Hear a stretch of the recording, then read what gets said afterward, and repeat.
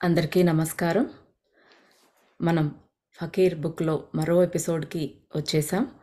ఆద్యంతం ఎంతో ఉత్కంఠభరితంగా చాలా ఇంట్రెస్టింగ్‌గా వెళ్తోంది. బాబా ఎన్నో విషయాలు చెప్తూ మనల్ని ముందుకు తీసుకెళ్తూ ఉన్నారు. ఇంకా మనం ఒక్కసారి బాబా చైతన్యంతో కనెక్ట్ అయ్యి, తర్వాత మనం లాస్ట్ సెషన్‌లో ఏం చెప్పుకున్నామో ఒక్కసారి రివైజ్ చేసుకుందాం. ఓం శ్రీ గణేశాయ నమః. ఓం శ్రీ సరస్వత్యై నమః. ఓం శ్రీ గురుభ్యో నమః. ఓం సాయి శ్రీ సాయి జయ జయ సాయి. ఓం సాయి రామ్.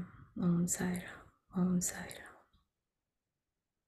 మనం గత అధ్యాయాలలో బాబా రుద్ర యొక్క అనుబంధం ఎలా ఉంది అవన్నీ తెలుసుకున్నాము. వాళ్ళిద్దరూ ఎంతో క్లోజ్గా కలిసి ప్రయాణం సాగిస్తూ ఉన్నారు. రుద్రకి ఏదో ఒక హెల్త్ ఇష్యూ అనేది ఉంది. ఆయన ఎంతో బ్లెస్డ్ సోల్ కాబట్టి బాబా ఆయనకి ఆ టైంలో, ఆ చివరి టైంలో ఆయనకి తోడుగా ఉంటూ, గైడ్ చేస్తూ, ఆయనని ఇంకా మంచిగా మార్చుకోవడానికి ఎంతో హెల్ప్ చేస్తూ ఉన్నారు. మనం బాబా ఎలా ప్రార్థన చేయాలో మనకు చెప్పారు. ఆహ్, ఏ రకంగా మనం ప్రార్థిస్తే దైవం పలుకుతుంది అనేది మనం తెలుసుకున్నాము. అంతేకాకుండా ఇప్పుడు రుద్ర వాటిని పాటిస్తున్నాడా లేదా అని కూడా బాబా అప్పుడప్పుడు చెక్ చేస్తూ ఉన్నాడు. రుద్ర కూడా వర్తమానంలోనే ఉంటూ ఎంతో మంచి థాట్స్‌నే రిలీజ్ చేస్తూ ఉన్నాడు తనకు తెలియకుండానే కూడా. అండ్ తను భోజనం చేస్తున్నా కూడా ఒకరి కోసం ప్రార్థించడం అనేది అలవాటు చేసుకున్నాడు. ఇవన్నీ జరుగుతూ ఉన్న తర్వాత బాబా కొద్ది రోజుల పాటు రుద్రని వదిలి వెళ్ళిపోతాడనమాట. మళ్ళీ వస్తాను అనేసి చెప్తారు. ఈయన బాబాని మిస్ అవుతూ ఉంటాడు. కానీ బాబా యొక్క ప్రెజెన్స్‌ని కూడా అనుభూతి చెందుతూ ఉంటాడు. బాబా గురించే ఆలోచిస్తూ, అలాగే వాళ్ళ పిల్లల గురించి, వాళ్ళ భార్య గురించి కూడా ఆయనకి ఆలోచనొస్తుంది.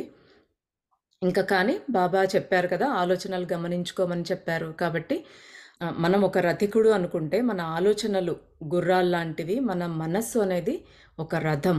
అంటే మన ఆలోచనలు అటు ఇటు వెళ్తూ ఉంటే, గుర్రాలు అటు ఇటు వెళ్తూ ఉంటే రథము సక్రమంగా ఒక మార్గంలో వెళ్ళదు. కాబట్టి మనసు ఆ ఆలోచనల్ని కంట్రోల్ చేయాలి. మనము ఆ మనసుని కంట్రోల్ చేయగలగాలి. లేదంటే ఆ మనసే మనల్ని కంట్రోల్ చేస్తుంది అని బాబా ఎంతో చక్కగా చెప్తారనమాట. తర్వాత ప్రార్థనలు, ధ్యానము ఇలాంటివన్నీ కూడా మనలో ఆరాని పెంచుతాయి. మనలో ఆధ్యాత్మికతను ఎంత వృద్ధి చెందిస్తాయి. వర్తమానంలో ఉంటే మనం దేవుడికి ఎంత దగ్గరగా ఉంటామో, ఎప్పుడూ దేవుడితో ఆ భగవంతుడితో కనెక్ట్ అయ్యి ఉంటాము అనేది కూడా ఆయనకి బాబా చెప్పినవన్నీ గుర్తొస్తాయన్నమాట. తర్వాత అసహ్యం, ఆ ద్వేషం అనేది లేకపోతే ఏ వ్యక్తి పైన అంటే మనకు చెడు చేసినా కూడా మనం వాళ్ళకి చెడు చేయకుండా వాళ్ళ గురించి మంచిగానే మనం ఆలోచిస్తూ వాళ్ళకి మంచి జరగాలని కోరుకున్నప్పుడు మనము పడిపోకుండా అంటే ముందుకు వెళ్తూ ఉన్నాము అనేది దానికి గుర్తనమాట. అంటే పాజిటివ్ ఆలోచనలు ఎలా చేయాలి? అందరూ పాజిటివ్‌గా ఉంటే అది విశ్వంలోకి ఆ ఆలోచనలు పాజిటివ్‌గానే వెళ్ళి ఆ నెగెటివ్ ఎనర్జీని ఎలాగ తగ్గిస్తాయి, అందరికీ ఎలా మేలు చేకూరుతుంది అనేవి, ఇవన్నీ కూడా ఎంతో చక్కగా బాబా అద్భుతంగా వివరించి చెప్తూ ఉన్నారు. మళ్ళీ ఇప్పుడు నెక్స్ట్ ఏం జరగబోతుందో చూద్దాం. బీచ్ వెంబడి వాక్ చేస్తున్నాడు రుద్ర. 2 వారాలు గడిచిపోయాయి. బాబా జాడ లేదు. లేదు లేదు, ఇది తప్పు వాక్యం. 2 వారాలు ఎలాంటి భౌతిక సంబంధం బాబాతో లేదు. కానీ బాబా ఎల్లప్పుడూ రుద్రతోనే ఉన్నాడు. రుద్ర బాబా సామీప్యాన్ని అనుభూతి చెందుతున్నాడు. బాబా యొక్క ఎనర్జీని గమనిస్తున్నాడు. బాబాతోటి ఈ అనుబంధాన్ని రుద్ర ఎంతగానో ప్రేమిస్తున్నాడు. ఒక తాటి చెట్టు కింద కూర్చుని సిగరెట్ వెలిగించాడు రుద్ర. ఆకాశం వంక చూశాడు. వర్షం వచ్చే సూచనలు లేవు. వర్షం వస్తే ఇంటికి పరిగెత్తి చేసే పనులు ఏమీ లేవు. అయినా ఇంటి పని, వంట పని బాబా లేకుండా ఒక్కడి కోసం చేసుకోవడము ఇష్టంగా లేదు. సో అలా బాబా లేకుండా ఉన్నాడు అనుకుంటున్నాడు కానీ వెంటనే కరెక్ట్ చేసుకుంటున్నాడు. ఫిజికల్గా లేడు కానీ నాతోనే ఎప్పుడు బాబా ఉన్నాడు అని వర్షాన్ని గమనిస్తూ కూర్చున్నాడనమాట రుద్ర. ఆ వృద్ధుడు తనతో ఉన్నప్పుడు అన్ని పనులు, వంటతో సహా ఇష్టంగా చేసేవాడు రుద్ర. ఎవరినైనా ప్రేమించడం ఎంతో ముఖ్యమైన సంగతి. ఆశీర్వదింపబడిన వాళ్ళకే అసలైన స్వార్థం లేని ప్రేమను పొందడానికి అవకాశం వస్తుంది. స్వార్థం లేని ప్రేమ ఇద్దరికీ జీవాన్ని ఇస్తుంది. ఇప్పుడు అర్థమవుతోంది రుద్రకి. ఎందుకు తల్లులు వండటానికి ఇష్టపడతారో, ఎందుకు తల్లిదండ్రులు తమ పిల్లలకి మంచి చదువు, మంచి స్థితిని ఇవ్వడానికి కష్టపడతారో, కనీసం తమ పిల్లలకి తమకి వీలైనంత వరకు ఏం కావాలో అవి ఇవ్వడానికి ప్రయత్నిస్తారు. ఇక్కడ బాబా ప్రేమని తల్లిదండ్రులతోనూ లేదా తనకి బాబా పట్ల ఉన్న ప్రేమ ఎంతో చక్కగా వండి పెట్టేవారు, ఇద్దరు కలిసి మసాలా టీ చేసుకుని తాగేవారు కదా. ఇప్పుడు ఆ కంపానియన్షిప్ మిస్ అవుతున్నాడు అనమాట రుద్ర. అలా ఆలోచిస్తుంటే అంత ప్రేమగా ఉన్నప్పుడే కదా, ఇప్పుడు మనకి ఇంట్లో కూడా పిల్లలు ఉన్నప్పుడే ఇంకా రకరకాలు వండి పెట్టాలి. ఎస్పెషల్లీ ఎవరికన్నా హాస్టల్కి వెళ్ళి చదువుకునే వాళ్ళు పిల్లలు ఎవరైనా ఉంటే వచ్చినప్పుడు వాళ్ళకి బాగా రుచిగా వండి పెట్టాలి, వాళ్ళ ఫేవరెట్స్ చేసి పెట్టాలి అని అనిపిస్తుంది కదా. ఆ ప్రేమని అనుకుంటున్నాడు రుద్ర. ఇట్లాగే అనిపిస్తుంది కదా, తల్లిదండ్రులకి అంత మంచి చెయ్యాలి, మంచి చదువులు, ఎంతైనా కష్టపడటానికి కూడా అది కష్టంగా అనిపించదు తల్లిదండ్రులకి. అలాగే చెప్తున్నాడు.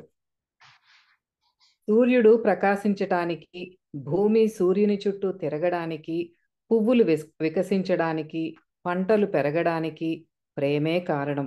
ఇదంతా దేవుడికి మన పట్ల ఉన్న ప్రేమ వల్లే జరుగుతోంది. తద్వారా భూమి తనను తాను నాశనం చేసుకోకుండా మనగలుగుతోంది. సడన్ గా రుద్రకి తన ఫ్రెండ్స్ గుర్తొచ్చారు. సో ఇక్కడ ఇదంతా అంటే మనం అందరం కూడా ప్రకృతిలో భాగాలమే కదా.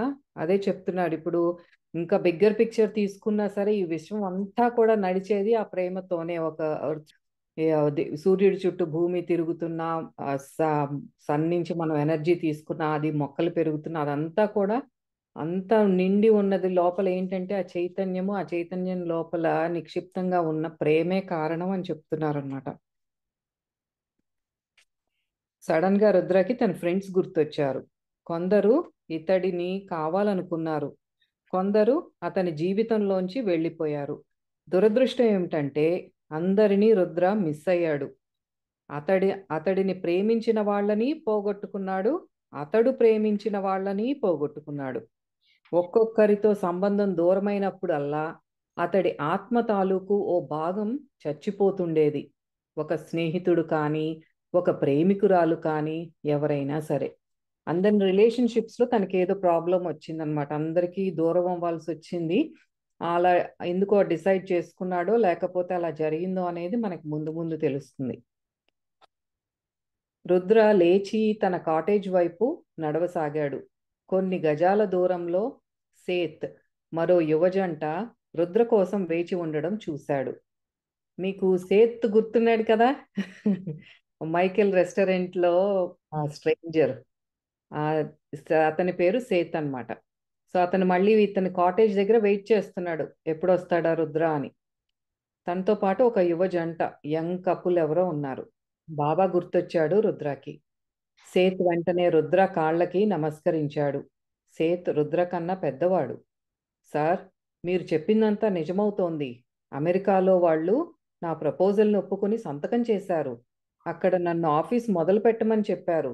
నా కూతురు కూడా దేశాన్ని వదిలి అక్కడే పని మొదలు పెట్టబోతోంది అంటూ ఇంకా చెప్పసాగాడు. కళ్ళ వెంట నీళ్లు కారుతున్నాయి. మీరు నన్ను కలిసి ఉండకపోతే, నాతో మాట్లాడి ఉండకపోతే నేను ఈ పాటికి అయిపోయి ఉండేవాణ్ణి అంటున్నాడు సేత్. అదే ఆ సంభాషణ అంతా మళ్ళీ తనకి అంత మంచి జరిగింది. ఏది చెప్పాడో రుద్ర అదంతా జరుగుతోందనమాట. అది ఆ గ్రాటిట్యూడ్ ఎక్స్ప్రెస్ చేయటానికి, కృతజ్ఞత చెప్పటానికి వచ్చి కాళ్ళు పట్టుకున్నాడు, పెద్దవాడైనా సరే. సేత్, కాస్త ఆగండి. నిజంగా నేను చేసిందేం లేదు. ఇప్పటికీ నాకు తెలీదు. ఎలా, ఎందుకు నేను మీతో అలా మాట్లాడానో తెలీదు. బహుశా మిమ్మల్ని కాపాడడం కోసం దేవుడు ఎన్నుకున్న మార్గమేమో అది. బహుశా ఆ రోజు ఆయన దగ్గర సహచరులు తక్కువగా ఉన్నారేమో. అందుకే నన్ను ఉపయోగించుకున్నాడేమో. నాకేమీ సిద్ధులు లేవు చెప్పబోతున్నాడు రుద్ర. చాలా హంబుల్గా చెప్తున్నాడు అనమాట. నాకేం లేదు, నా ప్రమేయం ఏం లేదు అని. మీరు నన్ను రక్షించారు అంతే నాకు తెలిసింది. దయచేసి మీరు నా మేనల్లుణ్ణి కాపాడండి. రుద్రాజీ అన్నాడు సేత్. రుద్రాజీ అన్న మాట వినగానే తాను ఓ 100 సంవత్సరాల ముసలాడైపోయినట్లు ఫీల్ అవుతున్నాడు రుద్ర. ఏదైనా కొంచెం మనకి అలౌకికంగా అంటే మనం ఎక్స్పెక్ట్ చేసేదానికంటే డిఫరెంట్‌గా ఎవరన్నా బిహేవ్ చేస్తే, అమ్మో! వీళ్ళకేదో సూపర్ పవర్స్ వచ్చేసి ఇంకేముంది కాళ్ళ మీద పడిపోదాం అంతా పనులయిపోతాయి అనుకుంటారు. కానీ అక్కడ వెనకాల ఆ డివైన్ గైడెన్స్ ఆ టైంకి తనకి వచ్చింది కాబట్టి ఇవ్వగలిగాడు. ఇప్పుడు రుద్రాకి నుంచోబెట్టి నువ్వు మ్యాజిక్ చేయమంటే చేయలేడు కదా! అప్పుడు బాబా ఉన్నాడు చేపిచ్చారు. మనం కూడా అది గమనించుకుంటా ఉండాలి. మనం ఎవరికైతే అట్లాంటి పవర్స్‌కి అట్రాక్ట్ అవుతున్నామో కొంచెం కాషియస్‌గా ఉండాలి. ఒక్కటి చూపిచ్చారంటే వాళ్ళు గురువులయిపోతారిగ. నన్నేం చేయమంటారు? దయచేసి మాకు సాయం చేయండి. మాకు చాలా కన్‌ఫ్యూజన్‌గా ఉంది. మా అంకుల్ మీ గురించి చెప్పారు. దయచేసి మాకు హెల్ప్ చేయండి. ఆ యువకుడు అడిగాడు. అదే సేతు పక్కన ఒక జంట ఉన్నారు కదా! అందులో ఆ యువకుడు అన్నాడన్నమాట మాకు హెల్ప్ కావాలని. రుద్ర ఆ యువకుడికేసి చూశాడు. 30 ఏళ్ళు నిండలేదు. అయినా ఎంతో జీవితాన్ని, సంపదను చూసిన వాడిలా ఉన్నాడు. అతడి పక్కన ఉన్న అమ్మాయి 5 అడుగుల ఎత్తుండి చాలా అందంగా ఉంది. 20 సంవత్సరాలుంటాయి.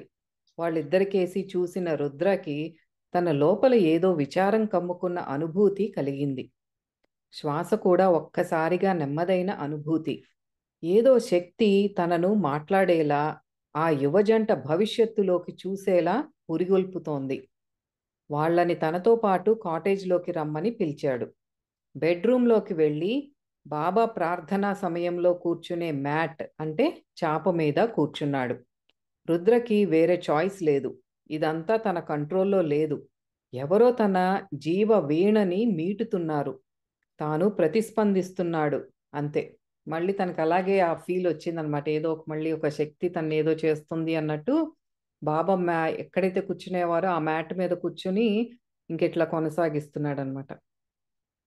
రుద్ర ఆ చాప మీద నుండి లేచాడు. బాత్రూంలోకి వెళ్ళి కాళ్ళు, చేతులు, ముఖం శుభ్రంగా కడుక్కున్నాడు. వచ్చి తన తల చుట్టూ బాబాలాగా ఓ గుడ్డ కట్టుకున్నాడు. ఎవరో చెప్పినట్టు అగరబత్తీలు వెలిగించాడు. చాప మీద కూర్చుని కళ్ళు మూసుకున్నాడు. అంతవరకు కూడా తన మాస్టర్ పేరును జపిస్తూనే ఉన్నాడు. మళ్ళీ తన నోటి ద్వారా ప్రవాహం మొదలైంది.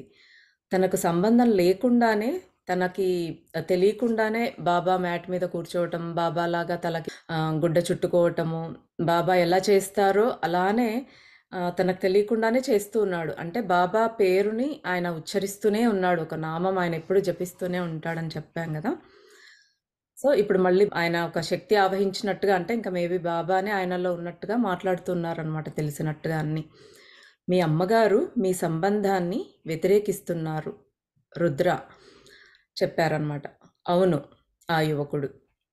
మీ నాన్నగారు ఈ విషయంలో ఏమీ చెప్పలేకపోతున్నారు. అతడు మంచి మనిషి. ఉద్దేశాలు మంచివే అయినా మీకోసం నిలబడేంత ధైర్యం లేదు. రుద్ర చెప్తున్నారు. కానీ అతనికి మేమంటే ఎంతో ప్రేమ. యువకుడు. మీ ఇద్దరిని ఎంతగానో ప్రేమిస్తూ ఉన్నాడు కానీ మీ అమ్మ అంటే చాలా భయం. ఇది విచారకరమే అయినా నిజం.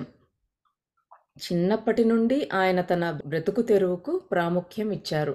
కానీ నిస్వార్థ ప్రేమను అనుభూతి చెందలేదు. తాను నమ్మిన దాని పట్ల గట్టిగా నిలబడటం మాని వ్యతిరేక పరిస్థితుల్లో తప్పించుకోవటమే అలవాటయిందతనికి. ఏమైతేనేం మీరిక్కడికి వచ్చారు. మీ ఫ్యామిలీకి మీరీ అమ్మాయిని పెళ్లి చేసుకోవటం ఇష్టం లేదు.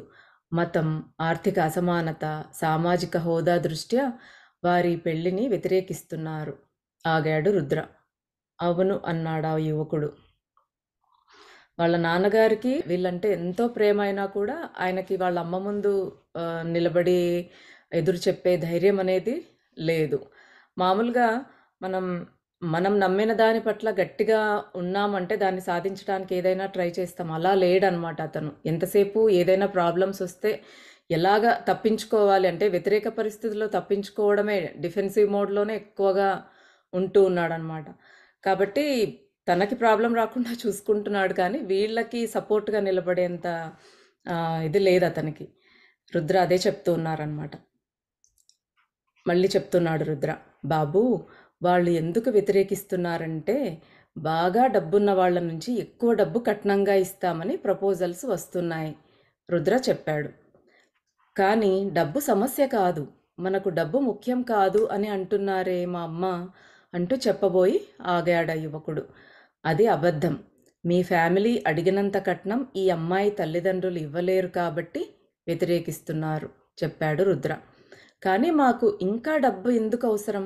మేము చాలా ధనవంతులం కదా అన్నాడు ఆ యువకుడు. మీ కజిన్ బ్రదర్కి ఈ మధ్యే పెళ్ళయింది రుద్ర అన్నాడు. అవును అన్నాడు ఆ యువకుడు. అతడికి కట్నం క్రింద బోలెడంత డబ్బు, నగలు, ఇతర వస్తువులు కాకుండా విదేశాల్లో ఓ పెద్ద బంగ్లా ఇచ్చారు చెప్పాడు రుద్ర.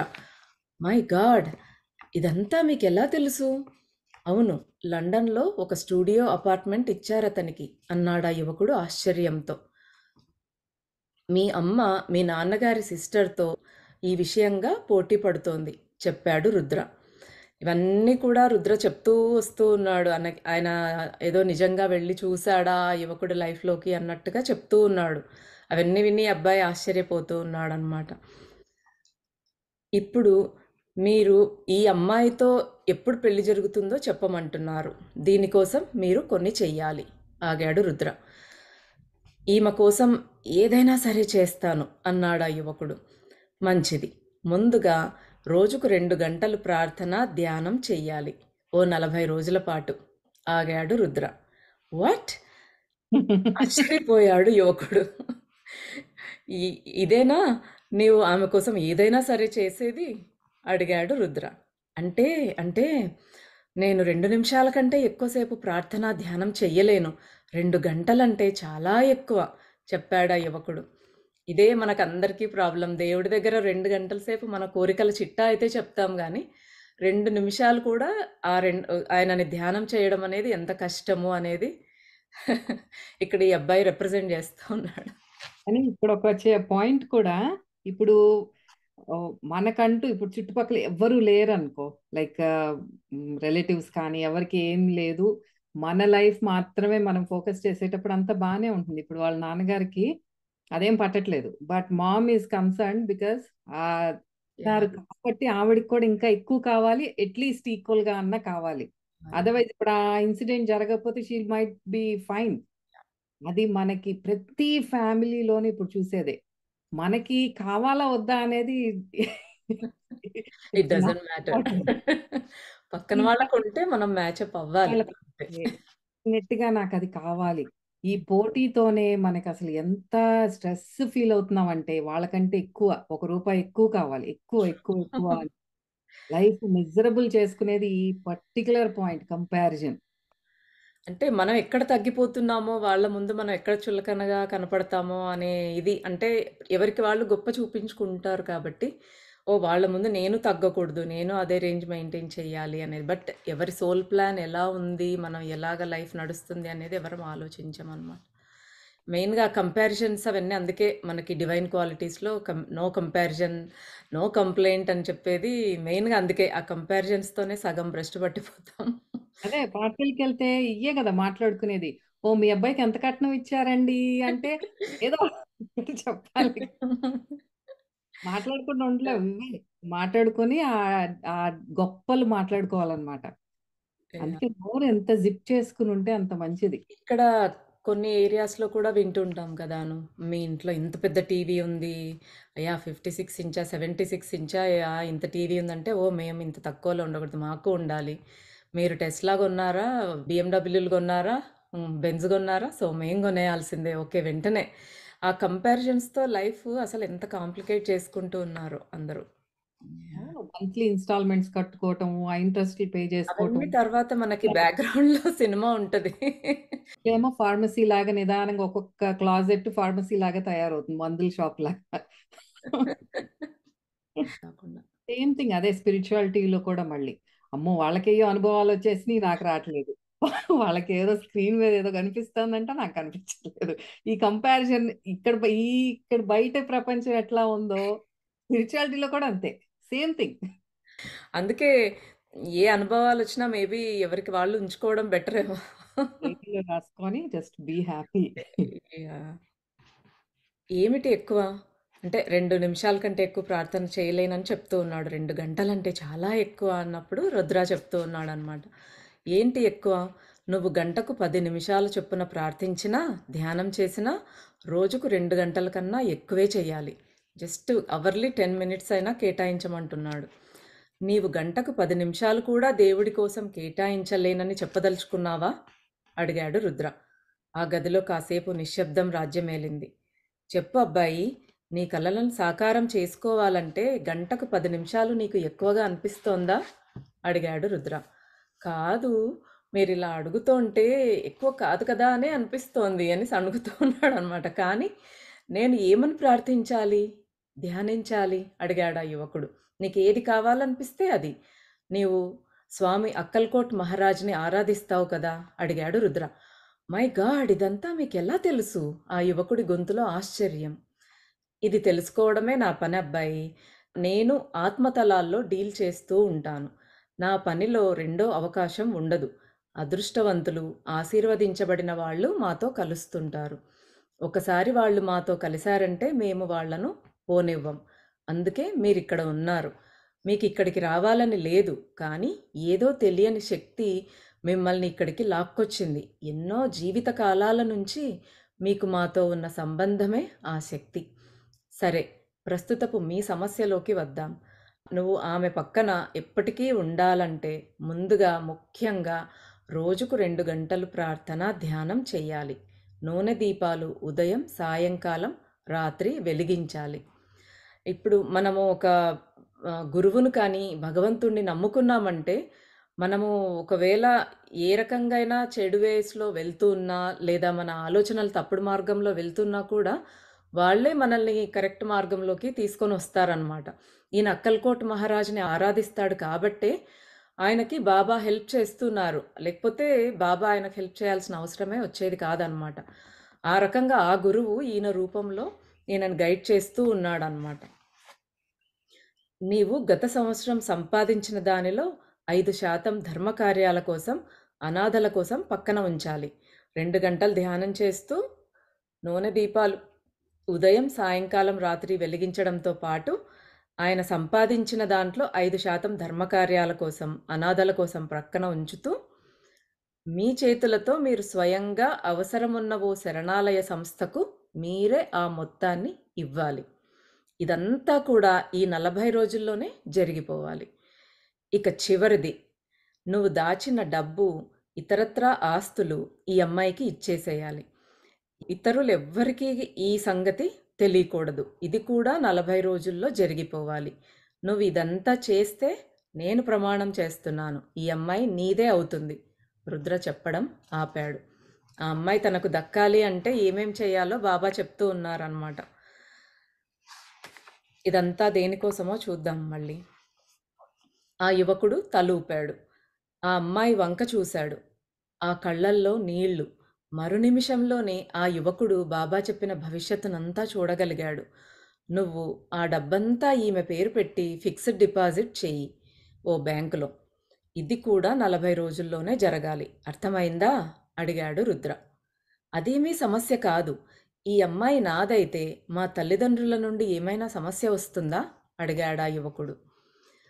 మీ కలయికను మీ ఫ్యామిలీ ఏమాత్రమూ ఆపలేరు. ఇది నా ప్రామిస్. ఇక అబ్బాయి, మళ్ళీ నువ్వు 2.5 నెలల తర్వాత ఇక్కడికి రావాలి. అర్థమైందా? చెప్పాడు రుద్ర. మళ్ళీ ఇవన్నీ కూడా ఇప్పుడు ఏవేవైతే చెప్పాడో అన్నీ చేస్తూ 2.5 మంత్స్ తర్వాత మళ్ళీ ఇక్కడికి రమ్మని చెప్తున్నాడు తన దగ్గరికి. తప్పక వస్తాను అన్నాడా యువకుడు. మంచిది, ఇక వెళ్ళండి. దేవుడు మీతో ఉండుగాక. అల్లా మాలిక్. సాయిరామ్. బాగుంది. 40 డే హోంవర్క్ ఇచ్చేశారు దీక్ష.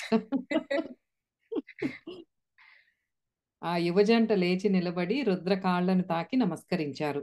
గది బయటికి నడిచారు. రుద్ర లేచి సేత్ వైపుకి నడిచాడు. అతను ప్రార్థన, ధ్యానం చేసేలా చూడండి. డబ్బు ధార్మిక సంస్థలకు వెళ్ళాలి. తన సంపాదన అంతా ఆ అమ్మాయి పేర పెట్టాలి. ఇదంతా ఆ యువకుడికి, ఆ అమ్మాయికి చాలా ముఖ్యం, సేత్తో చెప్పాడు రుద్ర. రుద్రాజీ, అంతా సరిగ్గా జరుగుతుందా? అడిగాడు సేత్. రుద్ర గట్టిగా ఊపిరి తీసుకున్నాడు. చాలా అలసిపోయాడు. ఎంత అలసిపోయాడంటే ఎవరో తన ఎముకల్లోని మజ్జుని మొత్తం లాగేసినట్లు అనిపించింది. ఆ యువకుడి భవిష్యత్తును చూశాడు రుద్ర. భయంతో వణికిపోయాడు. సేత్ కళ్ళల్లోకి గాఢంగా చూశాడు. ఆ చూపులో ఓ కరుణ, ఓ నిస్సహాయత. ఆ యువకుడు 9 వారాల్లో చనిపోతాడు. సారీ సేత్, మీరు గాని నేను గాని చేయగలిగింది ఏమీ లేదు. అతని ఆత్మ కోసం, ఆ అమ్మాయి భవిష్యత్తు కోసం బాబా ఇవన్నీ చేయమంటున్నాడు.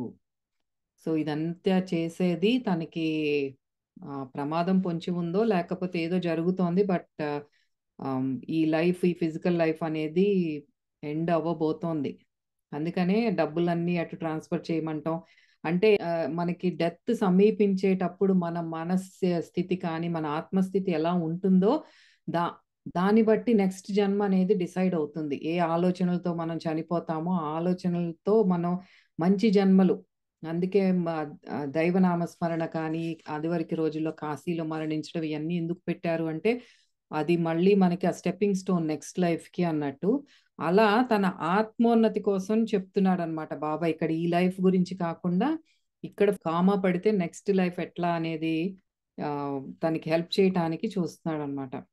సాయిబాబా చరిత్రలో కూడా బాబా ఇలాగా ఒక స్టోరీ ఉందాను.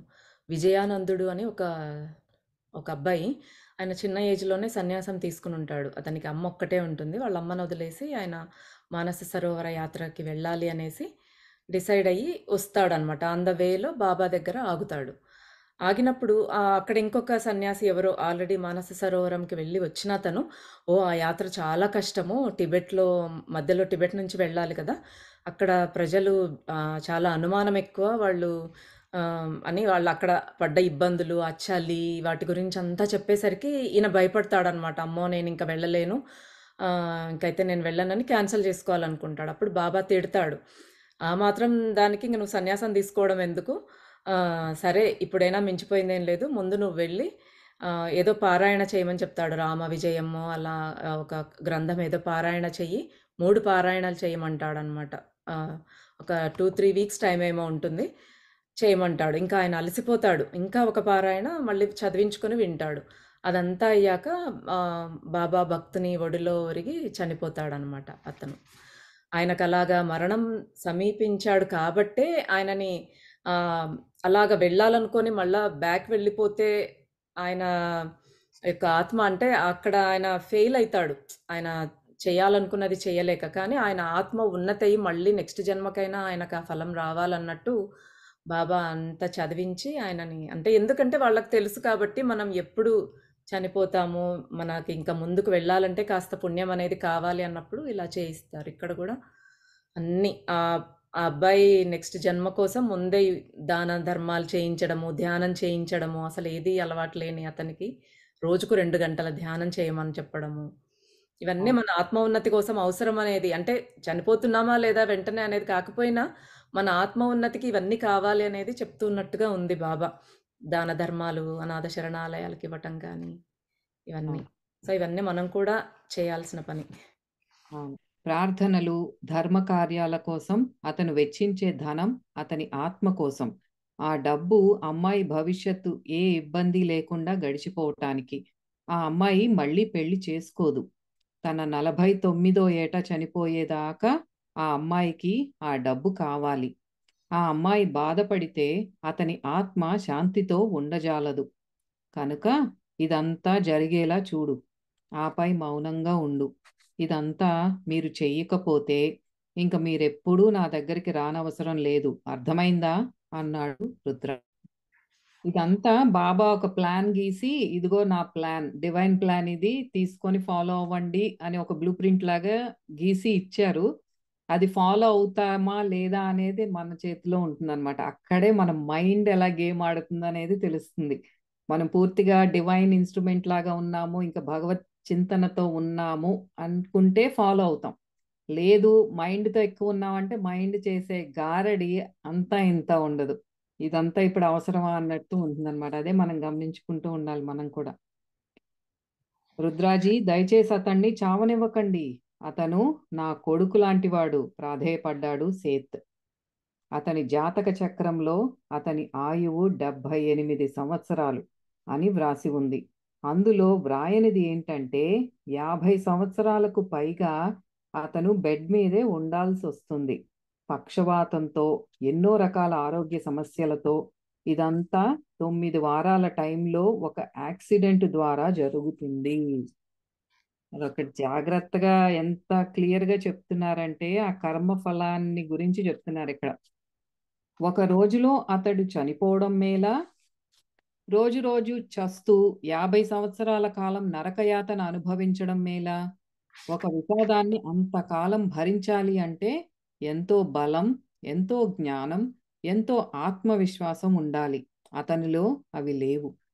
ఎంత చక్కగా మనకి ఆ డివైన్ గైడెన్స్ ఇస్తున్నారంటే బాబా, మనం అనుకుంటాం సడన్‌గా చనిపోతున్నారు అనుకునే కొన్ని మరి ఆత్మలకి కూడా డివైన్ ప్లాన్ ప్రకారం వాళ్ళు అతను వచ్చిందేమో 78 ఇయర్స్ బ్రతుకుదామని తన సోల్ ప్లాన్‌లో ఉంది.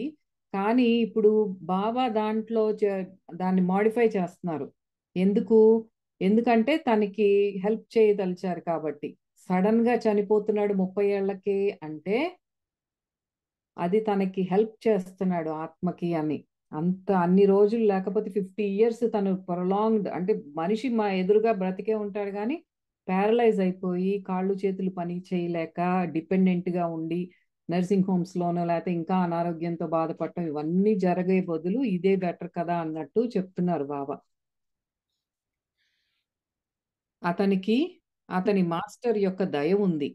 స్వామి అక్కల్‌కోట్ మహారాజ్ యొక్క ఆశీస్సులున్నాయి.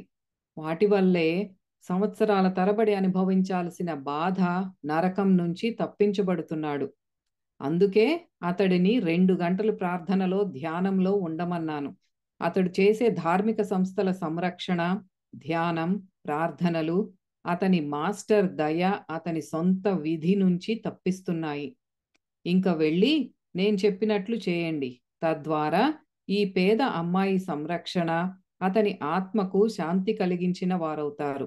రుద్ర చెప్పడం ఆపాడు. అంత చాలా క్లియర్‌గా ఎక్స్‌ప్లెయిన్ చేస్తున్నారిక్కడ. సేత్ వంగి రుద్ర పాదాలు తాకాడు.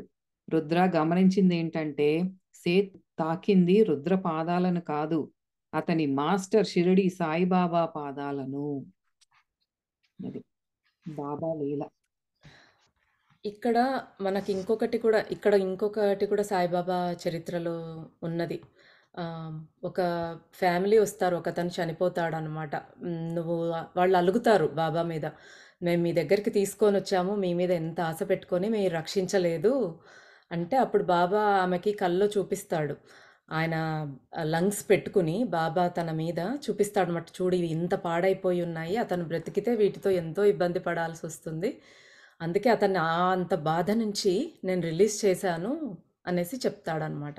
అప్పుడు వాళ్ళు కామ్ డౌన్ అయిపోతారు. అంటే ఆ గురువులను నమ్ముకుంటే ఒకవేళ ఇంకా స్టిల్ ఏదైనా జరిగింది అంటే అది కూడా మన మంచికే వాళ్ళు చేసేది అనేది మనం గుర్తుపెట్టుకోవాలి ఎప్పుడైనా. గంటకు పైగా రుద్ర వరండాలోని సోఫాలో పడి ఉన్నాడు. అతని శ్వాస అతని కంట్రోల్లో లేదు. అలా సముద్రం కేసి చూసి కళ్ళు మూసుకున్నాడు. అతని ప్రతి కణంలోనూ నిండిన విచారం అతని శరీరాన్ని, హృదయాన్ని బరువెక్కేలా చేసింది. ఈ జరిగిన తతంగమంతా ఈ జీవోత్సవానికి ఏదైనా సంబంధం ఉందా అనిపించింది. బాబా లాంటి వాళ్ళు ఇప్పుడు అలాంటి పవర్ వాళ్ళలోకొచ్చి వాళ్ళు కొన్ని చెప్పాలి అంటే కూడా వాళ్ళ ఎనర్జీ కాస్త డ్రైన్ అవుతది. అంత ఉండదు కాబట్టి మనకి వాళ్ళ శక్తిని తట్టుకునేంత. ఈయన కూడా మనం ఇంతకుముందు కూడా అది కొంచెం చెప్పారు. ఆయనకి చాలా ఎనర్జీ అంతా వెళ్ళిపోయినట్టు అనిపిచ్చింది అన్నట్టు. ఏం జరుగుతోంది తనకి? ఎక్కడి నుండి వస్తున్నాయి ఈ భవిష్యత్ సంభావ్యతలు? బహుశా మూల చైతన్యపు స్థితి, సూక్ష్మ స్పందనలు ప్రతి జీవకణం పైన ఉన్నాయేమో! లేకపోతే ఆ యువకుడి గురించి, అతని చావు గురించి ఎలా చెప్పగలిగాడు? రుద్ర ఓ సిగరెట్ తీసి బలంగా వీస్తున్న గాలి నుండి తప్పించుకుని కష్టం మీద వెలిగించుకున్నాడు. ఆ వృద్ధుడు అంటే బాబా ఎక్కడున్నట్టు? బాబాని ఎంతో మిస్ అవుతున్న భావన రుద్ర మనస్సులో వెలితి. బాబాతో మాట్లాడాలని అనిపిస్తోంది. తలలోని బాధ కాస్త తగ్గినట్లుంది. కణతలు నొప్పి లేకుండా నోటిని కాస్త తెరవగలుగుతున్నాడు. సడన్‌గా మళ్ళీ తన పిల్లలు గుర్తొచ్చారు. ఏం చేస్తూ ఉంటారు ఈ సమయంలో? సాయంకాలం 5:30 అవుతోంది. ఇంకా స్కూల్లో ఉంటారా? లేక ఇంటికి వచ్చేసి ఉంటారా? వాళ్ళు ఎలా ఉన్నారో? వాళ్ళు దగ్గర లేకుండానే అతడు చనిపోతున్నాడని వాళ్ళకు తెలుస్తుందా? తానెప్పటికైనా ఫ్రీగా శ్వాసించగలడా? సంతోషంగా ఉండగలడా? గాఢంగా శ్వాసించి సోఫాలోంచి లేచాడు రుద్ర. లోపలికెళ్ళి స్కాచ్ బాటిల్ ఓపెన్ చేసి గ్లాసులో పోసుకుని సిప్ చేశాడు. కరిగిన లావాలా ఆ ద్రవం గొంతులోకి దిగింది.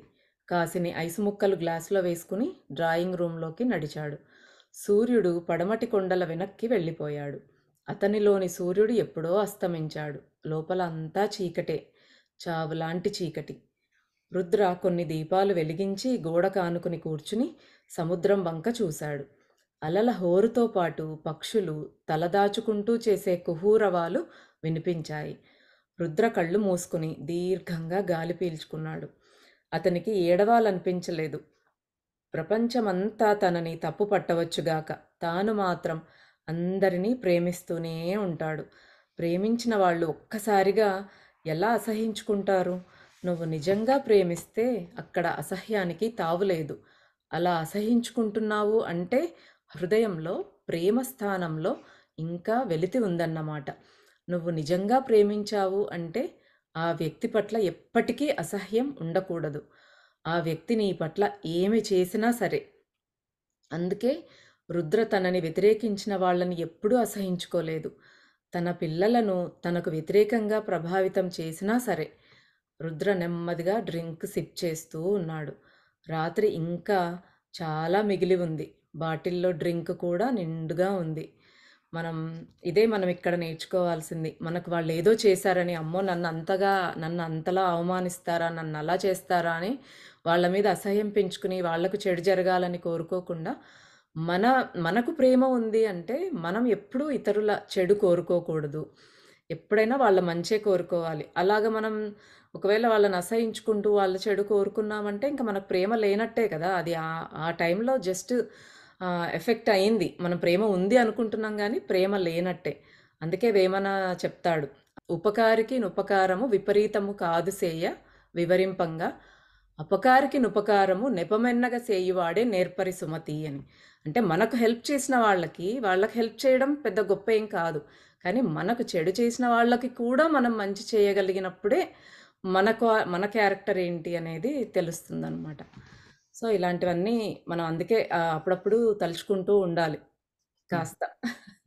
3 రోజుల తర్వాత రుద్ర కాటేజ్‌లో బాబా పీల్చే చిల్లం యొక్క తియ్యటి వాసనని అనుభూతి చెందాడు.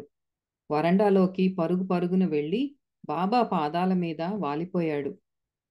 బాబా తాను మామూలుగా కూర్చునే సోఫాలో కూర్చుని కనిపించారు. చాలాసేపు రుద్ర తన నుదురును బాబా పాదాలకు ఆనించి ఉంచాడు. బాబా తన వ్రేళ్లతో రుద్ర పొడుగాటి జుట్టును దువ్వుతూ ఉండిపోయారు. ఎంత బావుందో కదా ఆ సన్నివేశం. "ఒక్క రాత్రి సగం సీసా తాగేశావు కదా?" అడిగారు బాబా. రుద్ర మౌనం వహించాడు. తన ప్రతి ఆలోచన, మాట, చర్య బాబాకి తెలిసిపోతుందని రుద్రకి తెలుసు. "నన్ను వదిలిపెట్టి వెళ్ళిపోవద్దు బావా! నన్ను వదిలిపెట్టి వెళ్ళిపోవద్దు బాబా! మీరు లేకుండా ఈ జీవితాన్ని నేను జీవించలేను" ప్రాధేయపడ్డాడు రుద్ర. "అబ్బాయీ! నేనెప్పుడూ నీతోనే ఉన్నాను. నా గురించి నువ్వు తలపోసినప్పుడల్లా నేను నీతో ఉన్నాను. నీ మాస్టర్ నీతో ఎల్లప్పుడూ ఉండాలని కోరుకుంటే, నీ మాస్టర్‌ను నువ్వెప్పుడూ తలుచుకోవాలి. నీ మాస్టర్ పేరెప్పుడూ అన్ని వేళలా స్మరిస్తూ ఉండాలి. నీ మాస్టర్ నీతో ఉండాలి అంటే, నువ్వు కూడా నీ మాస్టర్‌తో ఉండాలి. ఏ విత్తు నాటితే ఆ పంటే కోసుకుంటావు కదా! సో, నీ ఫ్రెండ్ సేత్ తన బంధువుల్లో, స్నేహితుల్లో నీ పేరును ప్రచారం చేస్తున్నాడన్న మాట" అడిగారు బాబా. మళ్ళీ బాబా వచ్చేసి తన ఆలోచనలు పసిగట్టి కొంచెం చెప్తున్నారు తనతో. లేదు అని మనం కూడా ఎప్పుడు అనుకోకూడదు. మన చుట్టూతా భగవంతుడెప్పుడు ఉన్నారు అన్న భావనతోనే మన ప్రతి చర్య చేస్తూ ఉండాలి. కానీ ఎంత చక్కగా ఉంది చూడండి. దేవుడు నీ దగ్గర ఎప్పుడు ఉండాలి అంటే మనం ఆయన మనల్ని తలుచుకోవడమే కాదు, మనం కూడా ఆయనను తలుచుకోవాలి. మనము స్మరిస్తూ ఉండాలంటే, మనం కూడా ఆయనను గుర్తు చేసుకుంటేనే గదా! మన దగ్గర ఆయన ఉంటాడు. అంతేకాని నేనెప్పుడోసారి నాకు వీలైనప్పుడు నిన్ను మొక్కుతాను, నువ్వు మాత్రం నా దగ్గరే ఉండి అన్నీ చెయ్యి, నాకు కావాల్సినవన్నీ అన్నీ అడగకూడదని చక్కగా చెప్పారు బాబా ఇక్కడ. బాబా ఏం జరుగుతోంది? ఆ యువకుడిని చూడండి. అతడు తన షేర్లన్నీ అమ్మి, స్టాక్‌ను అమ్మి, ఆ డబ్బున అమ్మాయి పేరు పెట్టాల్సి వస్తోంది. అంతేకాకుండా ప్రార్థనలు, ధ్యానం చెయ్యాలని, ధర్మ కార్యాలకు, సంస్థలకు దానం ఇవ్వాలని చెప్పబడింది. ఆ అబ్బాయి త్వరలో చనిపోతాడని, ఆ ఆత్మకు కావలసిన పరిస్థితులను కల్పించుకోవటానికి, అతని కర్మ సంబంధమైన బ్యాలెన్స్‌ను పూర్తి చేసుకోవటానికి అలా చెప్పబడింది. కానీ బాబా ఇదంతా నిజం కాకపోతే ఏమవుతుంది? అడిగాడు రుద్ర. నువ్వు నన్ను అబద్ధాల కోరని అనుకుంటున్నావా అబ్బాయి? మళ్ళీ అక్కడ డౌట్. ఎంత క్లోజ్‌గా ఫీల్ అయినా మనకి మైండ్ ఎన్ని క్వెషన్. సందర్భాల్లో క్వెషన్స్ పెడితే he is right next to Baba. Baba పక్కనే ఉండి వింటూ అన్ని అనుభూతి చెందుతూ ఇంకా క్వెషన్ నిజంగా జరుగుతాయా? లేదు బాబా అలా అనొద్దు. నువ్వు నా సర్వస్వం. నీకు దేవుడికి నీకు దేవుడికి ఏమీ తేడా లేదు. సముద్రపు అలల్లా బాబా నేను నా జీవితాన్ని చేజేతులా పాడు చేసుకున్నాను. నా పిల్లల జీవితాలు కూడా నాశనం చేశాను. నా జీవితాన్ని నేను బాగు చేసుకోలేనప్పుడు ఇతరుల జీవితాన్ని నేను ఎలా బాగు చేయగలను? అడిగాడు రుద్ర.